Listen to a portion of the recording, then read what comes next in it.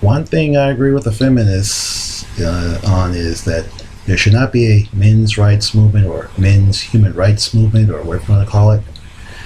Because if the feminists had done their job properly, it wouldn't be an issue. There would be gender equality now. There should be gender equality now. Should have been gender equality decades ago. But instead, we have this mess. And speaking of the MHRM, I do have to admit that I'm not too crazy about the name because it's kind of like feminism, where the name feminism implies that it only focuses on women, while the men's human rights movement tends to suggest that it only focuses on men, but in reality it doesn't. So, but then again, the title, the name, or whatever, men's human rights movement, seems to be going in the direction of maybe eventually calling itself the gender equality movement or something like that. Yep, that would be better for me. But anyway, as I said before, if the feminists had done their job properly, there would be no need for a men's conference or men's rights or whatever you call it. Instead, we have feminists focusing on, is that it? Gotta look at these notes. Oh yeah, there you go. Anyway, instead we have women focusing on female privilege and retaining it, and worse than that, they also focus on female supremacy. So I understand that all feminists actually quite agree with all that, but the point is that what's happening now is that feminism is promoting a female supremacist agenda, whether it's intentional or not. And needless to say, that's not equality.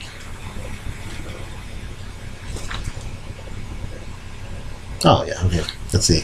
According to these notes, I want to talk about the upcoming, or briefly talk about the upcoming men's conference in Detroit later this month. And because of the Elliot Rodger tragedy, I get the impression that some people think that there needs to be some kind of violent attack on the conference. But before I get into details about that, let's see if these notes say. Yeah, what I really wanted to get to first was that initially I wasn't really interested in going to this conference because of the possible threats and what have you. But then I thought, the men's human rights movement needs more diversity, or at least people need to see that it's diverse. And if I'm there and other minority types are there, then people can't say that men's rights is just a bunch of angry white guys. Yeah, I know diversity sounds all politically correct and stuff, but it's also a fact of life. Yeah, but back to the problem with the threats to the men's conference.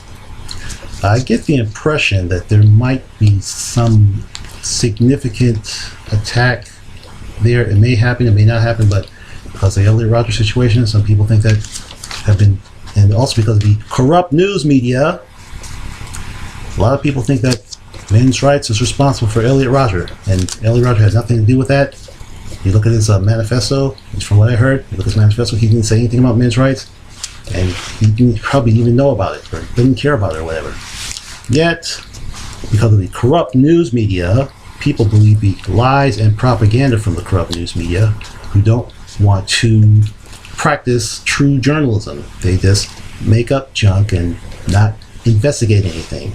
So because of that, there might be an attack at the conference, and definitely don't like that idea, especially since I have cancer and I don't want to go through more than one health crisis at a time, because if I get hit by a bomb or whatever, then that'll really mess things up for me. There's also a possibility that if there is an attack at the men's conference, it could backfire, because it could kind of create a kind of martyrdom thing going there. I don't know.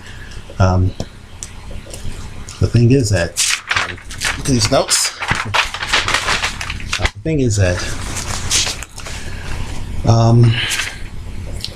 the men's rights movement is, or men's human rights movement, or whatever you call it, is a non-violent, peaceful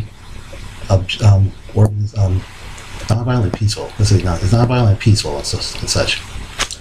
And unfortunately, the media is continuing to tell lies about the non-violence of the movement, and so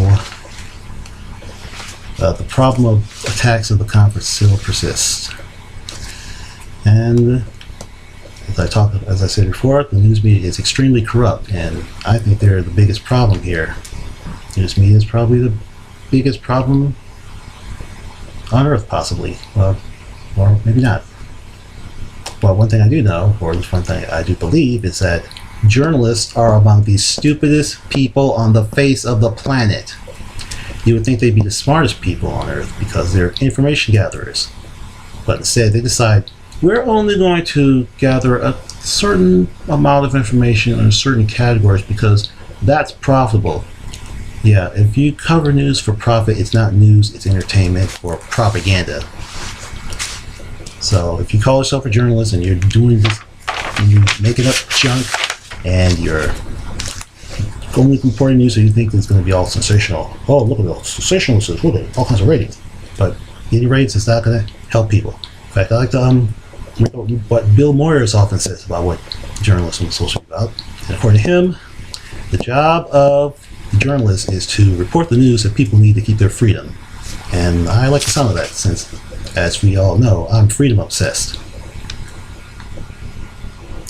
And also, I truly and completely and totally hate the so-called news media. And in a resource-based economy, the news media would be dramatically different from what it is in this crapped-up monetary system. Since money doesn't exist in a resource-based economy, news coverage will be real news, because they don't have to worry about ratings or profits or this other junk. They will just report news as is in a resource-based economy, in a truly civilized society, not this fake, crappy pseudo-society where stupid people run the world and smart people are punished for it. Well, according to my notes, I don't have anything else to say. Wish I could say more, but as I'm always saying, I can always say other things related to this or other topics in future videos. So with that being the case, see you later, Ralph Nader.